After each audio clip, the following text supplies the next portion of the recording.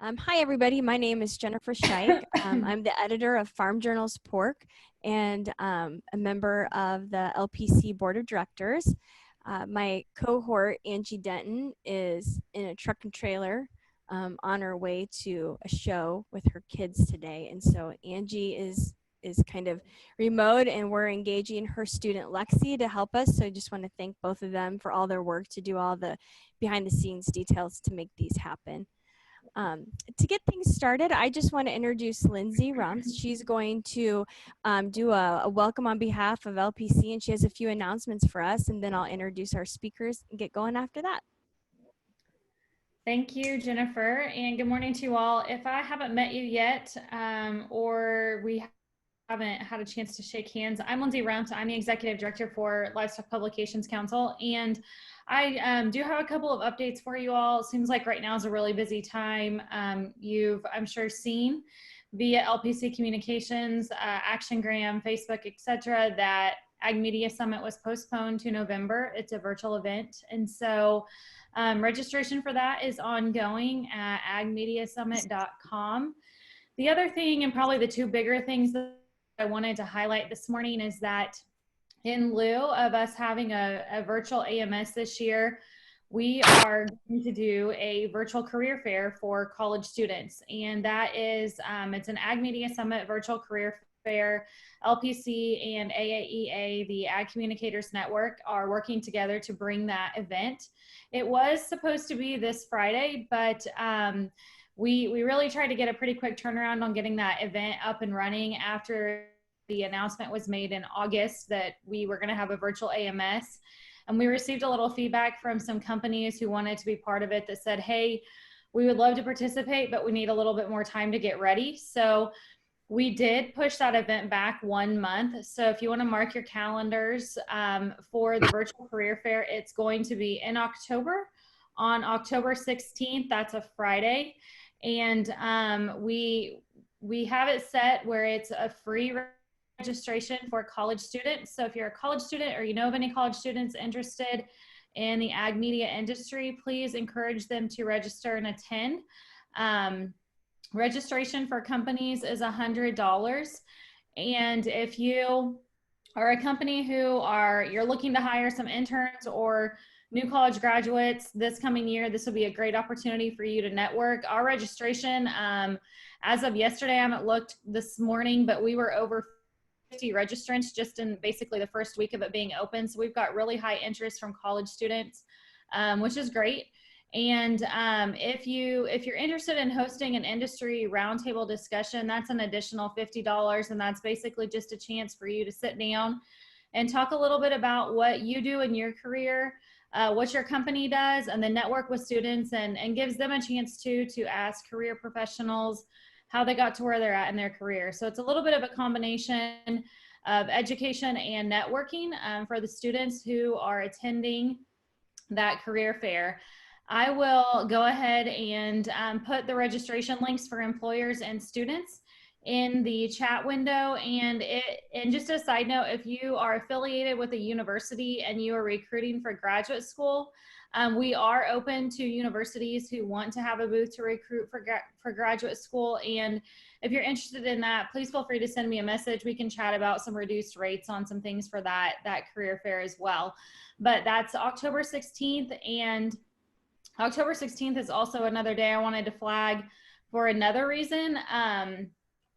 We did reopen the portfolio review for the LPC Awards contest. That portfolio review and critique was going to happen at Ag Media Summit face-to-face, but now that we're virtual, that's going to happen.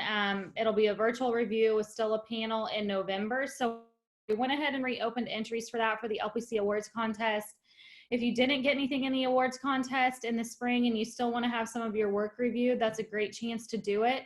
There's 3 categories: photography, writing, and design, and that's open now. It's a $100 flat fee entry to have your portfolio critiqued and reviewed, and your chance at winning the award for excellence in whichever of those categories you enter. But that's open now also until October 16th, and I will put a link to the submittable where you can enter that contest also in the chat window. But Other than that, that's all for me. Thanks, Jennifer, for the opportunity to give those announcements. If you have any questions, please feel free, give me a shout, shoot me an email, or send me a message during the coffee and collaboration today. Great. Thank you so much. Mm-hmm. Well, without much further ado, I want to introduce you to Sarah Kober with Transova Genetics and Steva Robinson-Reppy with Novel Designs. They are both outstanding in their field and are always finding creative ways to stand out on social. So I asked them if they would take some time to share with us some of their thought process and how they do that.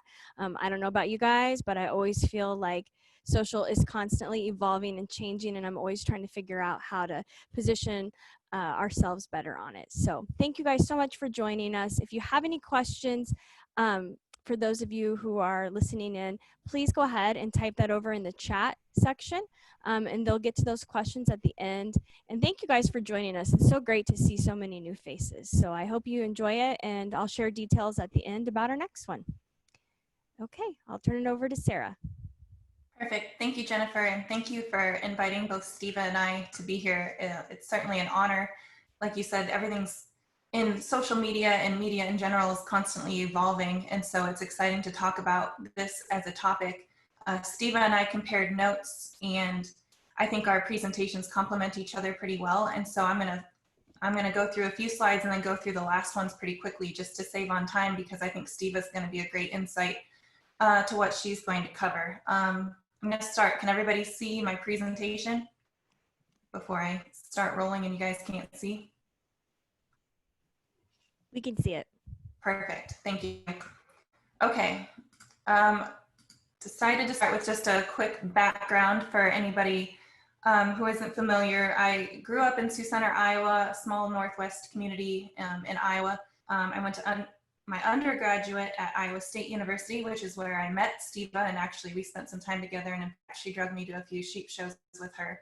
So she expanded my cattle background quite a bit. I grew up on a cow-calf farm, and actually if any of you have hauled into the Sioux Center location of Transova, the brown house that's on that location is the house that I grew up in, so I quite legitimately grew up at Transova. Now HR has taken over my old bedroom. We've converted that house into offices, so it's a little strange, but that's still kind of home to me. I then went on to graduate school at Oklahoma State University, and that was a great experience as well. I went from there to the American Herpet Association for just a few years, and then when I got married, I moved to Indiana and transitioned to a full-time job at Transova Genetics, which kind of brought me full circle. The marketing team at Transova is actually just a two-person team at this point, but we kind of tackle everything together. There's different things that we both do really well, but Emily's been a great asset to the team. She started as an embryologist and then transitioned into marketing, and I really couldn't do anything I do without her, and I think vice versa. So I appreciate Emily and everything that she does. You know, sometimes you get phone calls like, can you transfer me to your graphics department? And we're like, yeah, hold please, you know, here we are. So it's just a two-person team that kind of tackles everything. The objectives for things that I wanted to talk about, I forced myself to sit down and write an outline before I started this presentation because, as many of you know, there's so many different facets and moving parts. It's kind of hard to narrow down and find those specific talking points. And so this outline was mainly for myself, but then for everybody who's also joining in today, this is what I plan on covering, and I hope that there's kind of a lesson within each of these, you know, these 6 points. So I wanted to start with a slide that kind of covers the entire process, and this is a big step back when it comes to social media. You know, this presentation doesn't just go into here's about your posts. It's actually about stepping back and looking at the big picture. There's multiple points within these sections, but I think simplifying this process can be helpful. You know, starting with that bird's eye view, especially from a company standpoint, even if you're promoting yourself as an individual or, you know, like I said, a more complex company dynamic, identifying your overall goals can be really useful in guiding your approaches as you build your social media messaging. The next slide, I left this blank on purpose because, you know, today we're talking about social media, which is the center of this this slide, but I think it's very important to tie to your business objectives, or even if you're an individual brand promoting yourself or your own services, understand what your overall business goals are, or individual goals, company goals, and then, you know, fill in your social media objectives in the middle. I know from a personal standpoint at Transova, when we've been able to show our internal team members how these tie to these, we get a lot more company buy-in, and people understand how, what, and why we are doing what we're doing on social media. And then having those metrics, you know, before, these are our goals and our metrics, and then after, here's how they actually performed, and here's, you know, what worked and what didn't. So I think just taking that step back and making sure that these tie to these is a big help to posts that perform well. This is a snippet from our own internal marketing plan. This is actually a 17-page document, so I've just included a few like screenshots, but it shows that when we start planning for each year, and Emily and I are actually planning for 2021 now, based on our company objectives. So, you know, here was our objectives for a few years ago. This is an outdated screenshot, and this is how it supported a generic Transova objective. And then, you know, our timeline and key phrases. The main thing is, like, these Transova objectives are more detailed in pages above it in terms of numbers of embryos produced or dollars or whatnot, but we're just showing how our overall goals are tied to those overall goals. And then we narrow it down in the pages below in this document, you know, how to show that specifically. When we take a, you know, I've talked about taking a step back and looking at the big picture. I think the other important thing to focus on is your audience or audiences. You can create an extremely catchy campaign and social media graphics, but I think without that right focus on the who component, sometimes, you know, your hard effort could potentially fall on deaf ears, so to speak. I think it's important to know who you're talking to and tailor your messaging appropriately. When starting with concept development, you know, it's important to understand what drives and motivates those audiences and that persona that you're messaging to. As an example of this is another snippet from our marketing plan. Emily and I spend a lot of time breaking down our audience into what we call buckets. And so we have, you know, our US, international, beef, dairy, and you can see the buckets we've broken it down into. Even since we've done this screenshot, we've broken it down even further. We've launched a new division that sells specifically embryo and semen products. And so now we've broken it down into a commercial sector as well within beef and within dairy. But it just kind of shows how we continually work on our buckets and making sure that we understand those audiences and how we tie to those audiences appropriately. This slide goes with the last slide, but it's a graphic representation. It's kind of meant to reemphasize the fact about knowing your audience.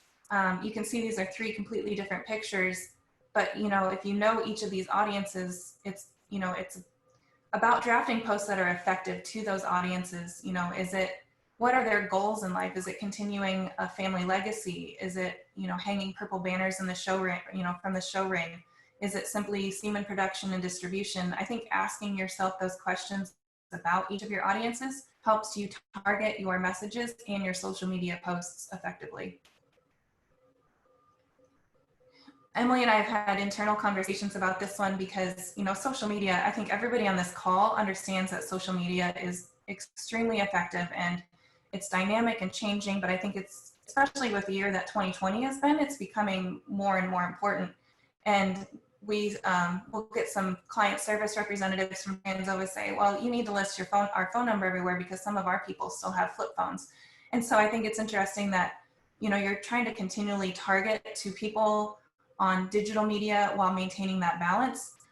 It just kind of shows that everything is shifting within our marketing and print advertising landscape. I wanted to highlight the strengths of social media, and I'm sure this is redundant for most of you because we all understand this, but, you know, the ability to target messaging is huge on social media. I think it's important to highlight the audience, the easier to target. Spend a lot of time creating audiences on your Facebook platforms, create multiple audiences. I know Emily and I have beef clients, or not beef clients, but beef audience, a dairy audience, international, small ruminant, swine. We have all these different audiences created within our Facebook platform, and then we can target our messaging appropriately. And I think that's a huge bonus to social media. And the other thing that's a huge bonus is obviously the analytics. Being able to see what works and what doesn't, and being able to continually refine your messaging is a huge benefit. This slide, the quote says, marketing is no longer about the stuff you make, but the stories you tell. And I think one of the things we've talked about as internally at Transova Genetics is that we are in the people business first and the embryo transfer business or IVF business second. And so I think from a marketing standpoint, it's important to focus on those conversations that you're having with humans and focus on that human interaction component. At Transova, many of us raise livestock ourselves. And so we understand those joys that come in the successes, and we also understand the disappointments in the livestock industry. And so when you focus your understanding around some of those understandings, I think it really helps you tailor to that people side of the messaging.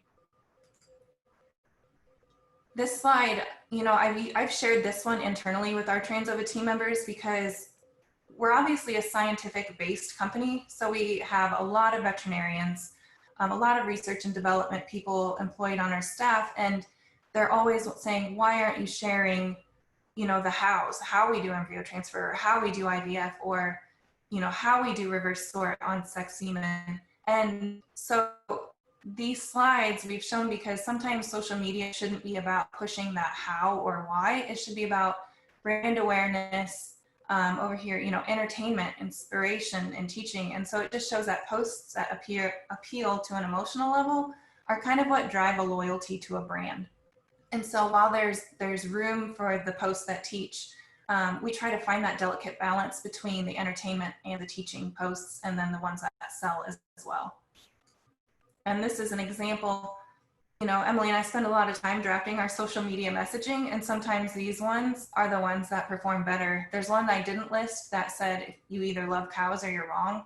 And I think it reached over 300,000 people, which is silly because it was a pretty simple message, but these ones go over well because, and the reason why is because they appeal to that emotional aspect and that humor. And we're talking to people, and they understand these posts.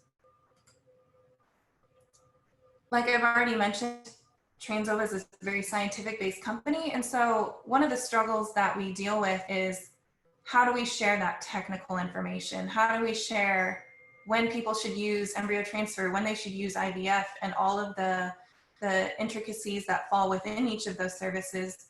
And so Emily and I have worked at how do we share that technical information? And we found a few ways on social media. Facebook Lives and or Q&A sessions are a great way to have, you know, to disseminate some of that technical information without throwing a whole bunch of text at people. Nobody wants to read pages of paragraphs of text. And so we've tried to figure out the best way to communicate that with people. This example here on this slide, we did a live Q&A with Diane Brook, who is our cloning services manager. And then we included Jesse Heimer because he's used those services frequently, and he could give a client perspective, you know, the human perspective on how and why he used some of our services. I included a few infographics that we've used. We use these limitedly, but I still think when you can create those, it's a way to break down that how.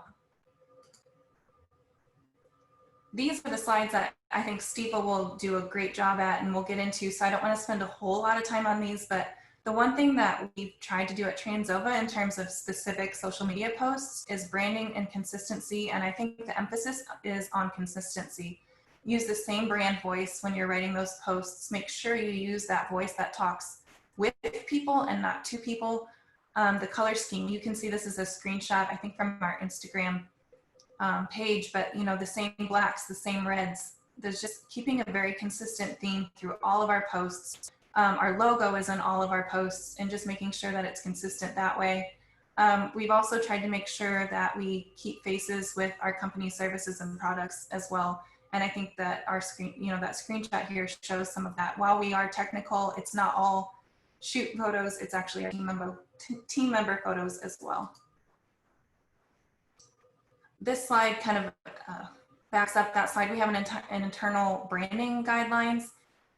we have, we're very proud of our Trains Over Red, and so we make sure that goes across everywhere, our blacks and grays. But then even within our company, how we spell Transova, there can be some discrepancies. So we try to make sure we push out the appropriate way to say Transova, spell Transova, and then the acronyms for our services, IVF, no dots between the IF, IV, and F, and making sure that we're consistent across all media platforms on how we message that. Another important thing for social media that we have done is we have invested time and money and effort into visuals. And so Heidi Anderson has been out at our facilities across the United States a few times, and we've gotten some really good pictures from her. And we got those for the specific purpose of social media. Some of them are print advertisement uses. This one in the middle, our print theme for that year was "We believe in the power of the next generation."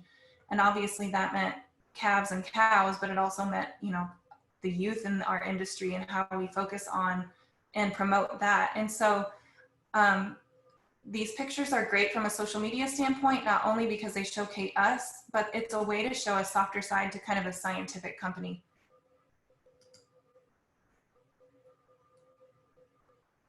This is also, I guess I created this slide because the posts need to be visually appealing, right? And there's a multitude of ways to do that. Internally, you can create them on your own. You can use a graphic design professional, Canva, or Creative Market. And honestly, within Transova, we use all of these different ways of creating social media graphics. We do some on our own.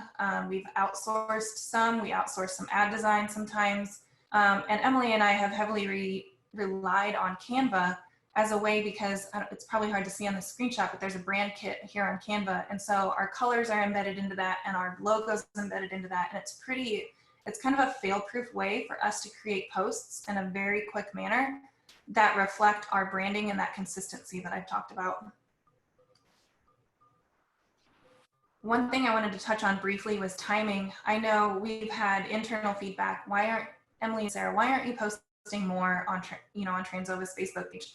Well, there's obviously this image shows that 0 to 5 times a week is about, that kind of a sweet spot, and anything more than that actually they cannibalize your posts, or, they're not shown as much as you would hope them to be. And so we've used this graphic internally to say, this is exactly why we post as many times a week as we do. There's rhyme and reason behind social media. And so I think communicating that as well as externally is an important key. The next one is scheduling ahead. This is a screenshot of our social media calendar. And to hit on 3 things real quickly, we have seasonality within our business. We have beef seasons, we have dairy seasons. And so we keep those in mind when we're scheduling. The timing, like I mentioned, ahead of time, and then, scheduling around your very important events. Unfortunately, Denver was canceled recently, but we will still have events, and World Dairy, same thing. We will still do social media highlights around those events and even that timing. This is kind of a redundant slide, but this shows, when to post. This is a screenshot of Facebook that shows when your fans are online and the best time for posting. This is a screenshot from Sprout Social that Emily and I have used that also helps you understand a good time for posting. And then, to reiterate, this, we have a beef production calendar. This is just one segment of our audience buckets, like I referred to before, but keeping these things in mind, right now we're pushing IVF on pregnant donors because that's the time of the year we're in, and making sure that your social media posts align up with your own internal sales calendars or your individual calendars. Involving your team is a huge one, and we actually just provided this slide. We had a Transova Summit about a week ago, and it was virtual, but Emily and I were able to present at that Transova Summit, and we highlighted that employee shared content gets 8 times more engagement and all of these percentages. And so we tried to build this internal buy-in behind our social media, because sometimes you're only as good as the team behind you. And so we've really pushed those points home. And then we've asked team members, this has been a big one for us this year, we've asked team members to do like Instagram takeovers. For example, this screenshot is from Kristen, and she is an embryologist in Illinois, and our vet Courtney, and she's at Prairie View Farms in Illinois, and she went through a day in the life of herself and went through showed screenshots from her microscope, and it's been an effective way to tie people to the company, to tie what we do in a day to the company. And so anytime you can involve your team members, I think it's beneficial. This last slide, I don't want to spend a whole lot of time on, because I think it's more important to kind of stay in your own lane, so to speak, but focus on yourself. But one thing we do on occasion is we run a report on our competitors, just to see how we stack up, either online. I know Sprout Social also allows you to do some reports on competitors. And so I think it's worth just, it's worth it on two aspects. One, just knowing where you stand, but B, then knowing where you stand compared to other people. So I think that it's worth a little bit of time on that. But like I said, it's more important to focus on yourself, but not bad idea to pay attention to others. And I've ran through those pretty quickly, trying to leave Steva some time to talk about the good stuff. I appreciate you asking me to be here today, and I guess I will wait and take questions after Steva's. Is that correct? Yes, that'd be great. Thank you so much. Perfect. Thank you, everyone.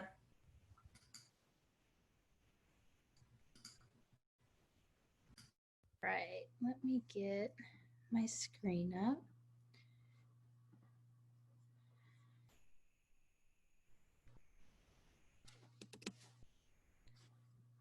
All right, can everyone see that? Yes. Okay, perfect. Well, thanks again for having us on. I'm Steva Robinson-Reppy, and I work with, I'll give you a little bit about my background. As Sarah said, we went to college together at Iowa State. I grew up in Wisconsin in a small town, much like Sarah did, and I grew up showing livestock. At Iowa State, Sarah and I quickly became friends our first year of college, and we both were involved in Block and Bridle, and I think a lot of our marketing background probably came from a lot of the events we were in there. After Iowa State, I went right out of college and went to New Holland Construction in Carroll Stream, where I was in charge of their trade shows and marketing for, or not in charge of, but I worked in their trade show and marketing department. And that was the same year that the construction industry really tanked. When I was working there, I was in Chicago, and I started doing web design for a few of my friends that had livestock. I had some livestock at the time, and I started doing graphic design that way. As luck has it, that's when the construction industry really tanked. And our marketing department at New Holland went from about 12 or 13 people to 3. Being right out of college, I obviously was really quick to be let go, as I was the lowest on the totem pole. Had that not happened, I would have never been able to start a company that is called Novel Designs. Myself and 8 others work for Novel Designs, and we do web design, print design, social media, logos, signage, and mainly all focused on the ag industry. We have about 800 web clients, probably 200 print clients, and then several others that we do various projects throughout the year. A spinoff of that is also branded show gear that I own. It's an embroidery and screen printing business. It ties together with that. And then I also raise show lambs with my husband and my family under the name of Steva Robinson Show Stock. So those 3 brands are ones that I market quite a bit. I'm in charge of for that, along with the rest of our team. So let's get into the nitty gritty. So the main look, Sarah did a great job of explaining the why and what to think about and how to plan it. Let's talk about the look. Is there an existing brand? If you're marketing for yourself or for a customer, like Sarah talked, they have Transova red, they have a Transova logo. One reason when Jennifer asked me to be part of this, she said, is there anyone you'd like to include? And I said, absolutely, let's get Sarah with Transova. They do a great job. When I see their posts, I know it's a Transova piece because of these things. You can tell there's an existing brand, the logo, the colors, the fonts. Social media is a brand builder. So use that same logo, that same look from your trailer lettering, your hats, your apparel, your web design, your print ads. And then social media, the point of that is for people to recognize your brand. And they might not read every single post that you do, but they're going to say, hey, I've seen that before. I've heard of them. I know them. It's a relatability. Sarah said 77% of people are more likely to buy from a brand that they follow on social media. So this all ties into the look. And then stay within your look, but differentiate your posts. The 3 posts that I have across the bottom are posts that we did for the Pig Planet. They all look different. You wouldn't, if you saw one of them, you wouldn't say, oh, that's old news. I've seen that already. But yet they all still look within a brand and they're captivating. So just work within your look, but don't be so set in it that you don't vary your posts. More about the look. What's important and limiting your text. I get a lot of customers that come to me and say, hey, I need to get my entire schedule in here. I need my 3 sponsor logos. I need these times. I need our main logo, and I want all of our contact information. And it's kind of a big social media no-no. No one is going to sit there and read, 200 characters on your posts. So a lot of times I will take a piece of paper and I'll just make notes. I'm a list person anyways. So for example, the post on the left, which says 1 day left, entries close Monday night. My notes on my to-do list were entries close. Well, make the main point of 1 day left. It's encouraging action. It's getting your point across to your customers and to your target market, and leave the rest of the details for your caption or drive them to your website to read more. The post in the middle, this was a post that we put up when we first announced Wisconsin Livestock Expo when the Wisconsin State Fair canceled. And it's plenty text heavy for me. I'd like it to be a little more simple, but we felt it captured what we needed to know. What is our event? What are we going to do? Who does it include? And include our logo. So know your target market as well. Are you trying to show a really classy event, a really, a hip and up and coming business, or know who you're targeting to. I think a lot in the livestock industry, sometimes we get tied up in being really young and cool that we forget that our core customer that's spending money is probably a 40 to 60-year-old livestock producer that has no clue what the latest Cardi B song is. And so I see a lot of our interns or younger people come out making all these references. Heck, I'm 35 and a lot of times I get lost with some of the references and I don't even know what it means. So know your target market and be very concise in what you're trying to get to them. Whoops, sorry. The voice.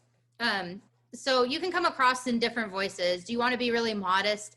Do you want to come across as arrogant or all-knowing? Do you want to come off as trendy? Do you want to come off as appreciative? One thing that I think that Sarah in Transova does a really good job of, she mentioned the picture of her dad and her son, and I don't remember what the tagline was, but that picture is probably one of the most, or that ad was one of the most true ads, knowing Sarah and her family, about how they're about the future, and it really ties together. I thought their voice is always really good and really true. These are 3 posts that we've done through Novel Designs. I just grabbed quick. If it was up to me, I'm a very black and white person. I don't like frills. I don't like a bunch of long BS, so to speak. If it was up to me, I'd have every post like the one on the left. Thanks to Lindner Show Pigs for having us work on your purple circle ad. It's short, sweet, to the point. Let's move on. But other people like to have more about it and tell the why and the how, and connect more emotionally, and that's completely fine. The post in the middle is one where I tried to do that. We love the hustle and bustle of the spring sale season. In fact, just the other day, Steva, sent a Snapchat of my little boy that said, "Smile, it's Tuesday." Turns out it was Monday. I very quickly got told by several people, hey, what earth are you on? It's Monday today. So either way, thanks for keeping us on our toes. We're always up for the challenge. Here's a few recent print ads our team has been working on. We wanted to show appreciation. We wanted to kind of show that we relate. Like Sarah talked about, they are successful because they know the industry. That's the same reason why I think my business has some success, is because we also raise livestock. We know what our customers are going through, and we're willing to step up when needed. And be true to yourself and your brand. I am petrified of speaking. This here has given me anxiety for a week. But I'm not going to do a Facebook Live for every sale that we have coming up for our livestock. But if you want to do that, that's great. There's so many ways you can get out on social media, whether it's through Instagram posts, Facebook Lives. You can get out through your website, through banner ads on different websites. Be true to yourself. If you're uncomfortable doing Facebook Lives, you don't have to do them. If you want to, great. But just find out what works for you. So what do you post? Sarah had this great deal about all these things to do and to schedule it out. Well, a lot of people struggle with content. Here's some ideas. Behind the scenes success. So post your winners pictures, post projects you've worked on, talk about your staff. People do business with people. So I have a really great team behind me at Novel Designs. I probably need to post about them more. But people do business with people. So talk about that. Talk about your upcoming dates, whether it's a sale, product pictures, quotes, holidays, and appreciation. Quotes are really, really shareable. So that's a great way to get, increase your reach. And so are holiday posts. The one thing that's really unique about the livestock industry is really patriotic.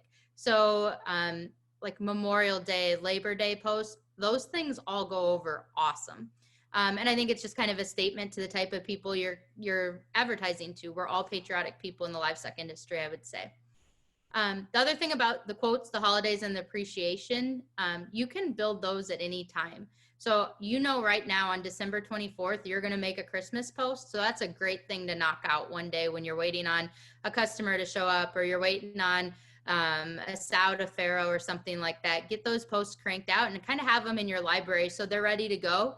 And it goes back to what Sarah talked about. If you have a plan, you can come up with everything and kind of fill in what you need there. Try something new. The picture on the right here of the pig planet, we did this. It was a series of 9 posts, and they all tie together. Catherine on our team said, hey, I saw this is a new thing on Instagram. Let's try it. So we put up these 9 posts, and then when you go to our page on Instagram, the 9 posts all tie together to make this collage. And it was really well received, and people thought, well, why are they sharing just this one square picture? And then they saw what it all came back to. So don't be afraid to try something new. Sometimes I learn the most from our interns or from kids that show livestock from me. Those kids are really smart and really quick to catch on to things. So you're never too old to learn something new. What works?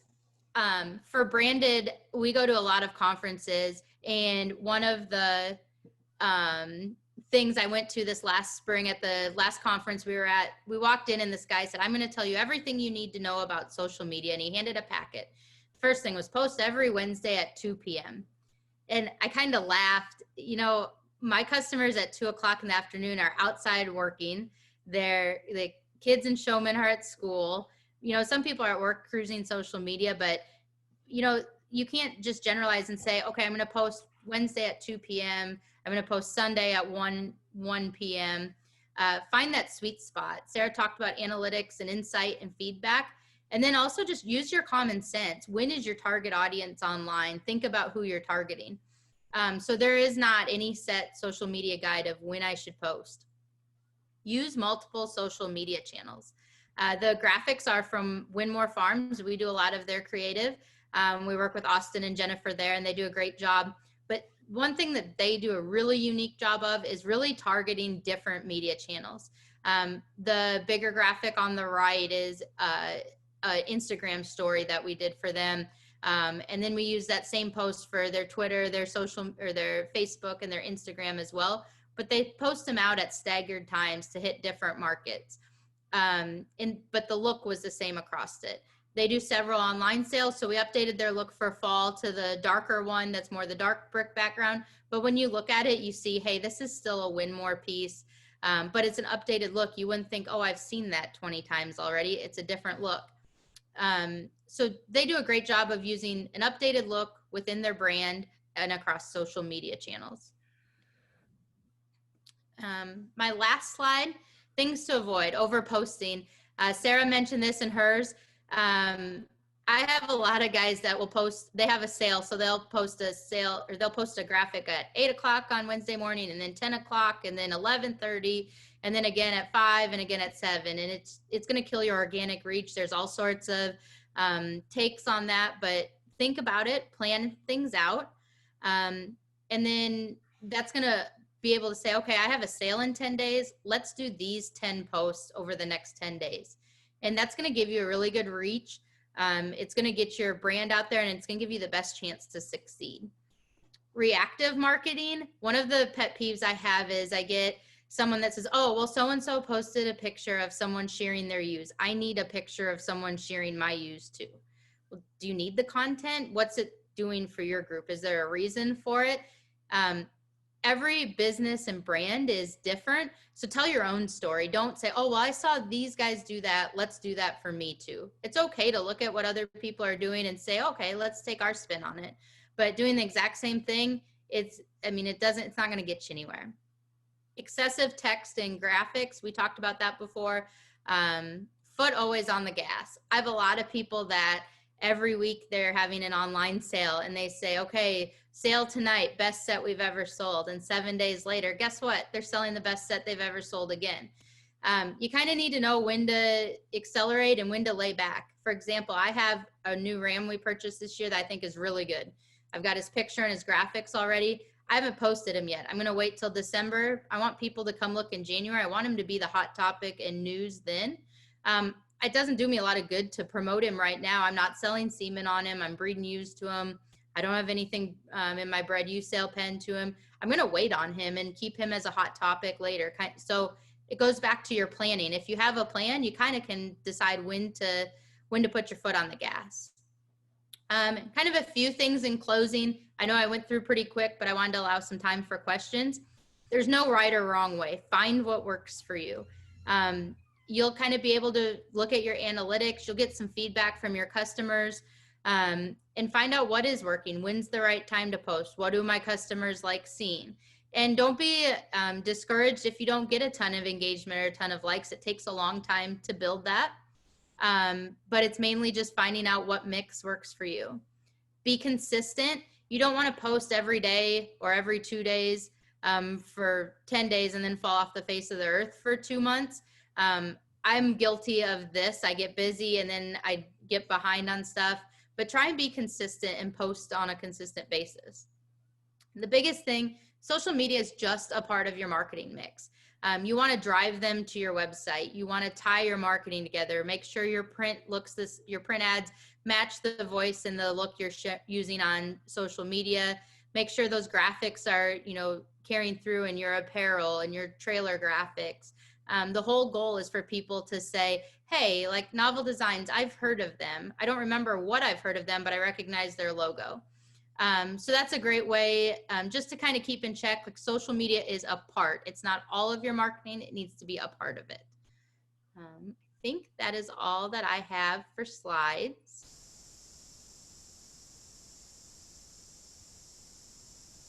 And yep, that's all I've got. Awesome. Thank you so much. Okay, looks like we've got a question from Morgan, and I'll have you both answer this if you would. What are some of your favorite analytic and scheduling tools for social media?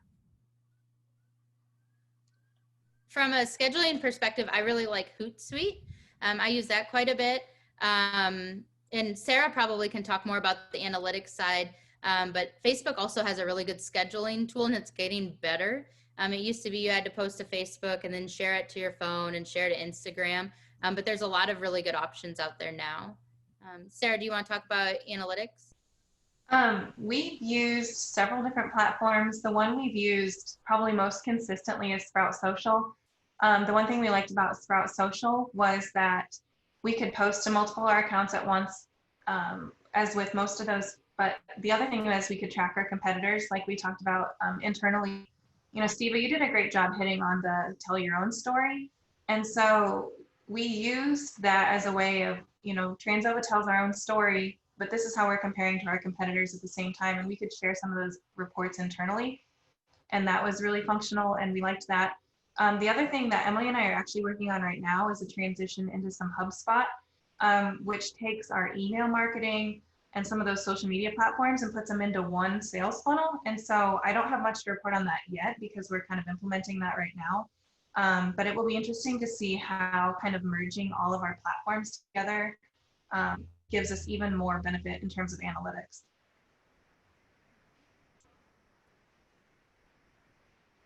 Excellent. Another question from Sarah. Do you have any different tips for associations instead of companies using social media?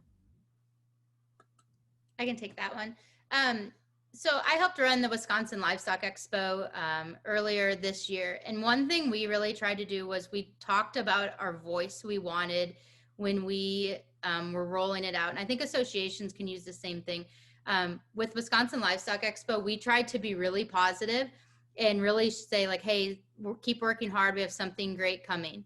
We're really positive. It was really focused on the kids. So for associations, I think really outline your goals. What's the voice you want to be? Hey, we're here for you, or these are the services you offer. And you really have to think of your association as a business and how are you there for your members? Why should they be a part of it? And I think it just goes back to kind of what both Sarah and I have talked about, your tone and your voice, and then being consistent on your branding. The more you can get your logo out there, the more you can tell people like, hey, this is what our association offers for you, the more they're going to see value. I would agree with Steve said. I think, like I said, when you think of your business as a people first business, it really helps draft your messaging, because rather than, selling embryo transfers, selling whatever services or products you might have, talk to them as people, because I think it's relatable and it creates that connection, bridges that gap, so to speak, from one person to a next. And then it allows for those conversations that might delve deeper into what you offer. So like 2020 has been a crazy hectic year, as we all know. And so what are people feeling right now? Address those emotions right now. We're sad that shows got canceled, but like Steva said, she did a great job, her and her team, with the Wisconsin show. There was hope, and there was proud moments in this livestock industry, and highlighting all of that is so important in our industry, and there's so much to build on upon that. So take those instances and use them.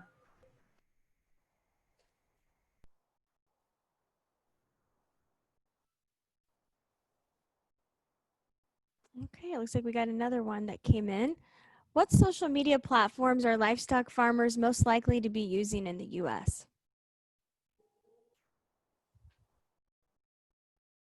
I think it's a blend. I have seen, if you would have told me 2 years ago that it was important to have an Instagram page and you raise show pigs, I would have laughed. The show pig engagement on Instagram through the Pig Planet is through the roof. And if you think about it, there's a lot of younger people that are raising hogs. Those people are engaged in Instagram, and Instagram's been around a little bit now. So that's starting to creep up. And then you look at people like my dad, who's 70 years old, that he posts on Facebook when the Badgers win a football game, and then he likes everything that I am tagged in, whether I have anything to do with it, and he has no idea what he's doing. So that's why you have to have a blend. Email marketing is still huge. I'm not sure if you technically call that social, but that's a great way to obtain some people's contacts, get them to do something to get their contact information so you can contact them that way. I think that's why we have to have a blend. I use a lot of Facebook, I use a lot of Instagram, and Twitter also hits a different demographic of people. So I think it's really important to have a blend, but by all means, it's really intimidating to do all of them. So pick where you think you need to be, and as you can, grow on other ones. Sarah? I think, like you said, Steva, I'm 35, and there are new upcoming platforms. And so paying attention to what's going on in the social media world, it sounds silly to just spend time on TikTok when I'm 35 years old, but there's new and upcoming platforms, and understanding how you can implement those into your own marketing mix. And then targeting, like you said, my grandma's on Facebook, and like you said, Steve, is a lot like your dad. She'll comment on even Transova posts, and I'm like, Grandma, stop. But there's different messaging to use within each platform, and I think it's important to just focus on that audience, like Steve said. Instagram has definitely grown considerably. I know from a Transova perspective, we still see most of our engagement on Facebook, and we don't see a lot of engagement on Twitter. But I think that varies from company to company or individual. So I think using those analytics within your social media platforms really helps you define, okay, Facebook works really well. Here's where we can spend maybe a little bit more time, or even advertising dollars on our Facebook ads and retargeting ads. Or our Twitter feeds are taking off. Let's spend a little bit more time getting some content on there. So I think it's about taking your strategy and you put it in plan, you take that bird's eye view, but then at the end, you go ahead and you shift it as you needed. And that's what's great about social media, is that it's, you can tailor it as you go to what you need it for and what you're seeing.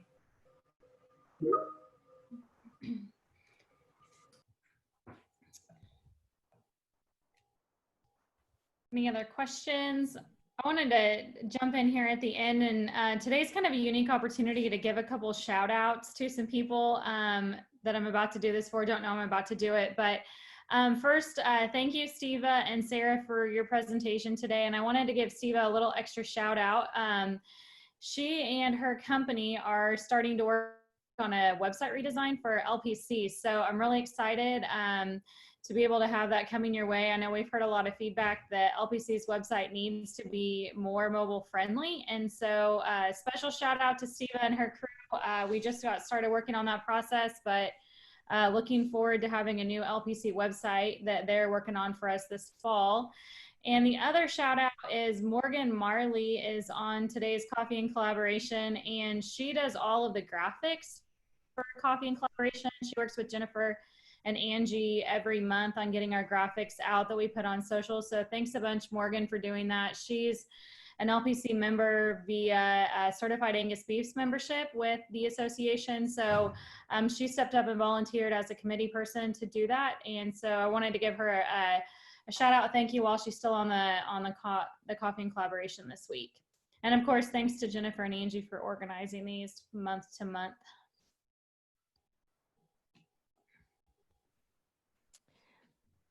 Well, with that, I think you guys have done a fabulous job of getting through the questions, and our goal is to give you guys time to get off to your next virtual meeting or your next appointment. So thank you again so much. Angie said that she's going to be in show mom mode for a few days, but she'll try to get this posted to our YouTube channel later this week.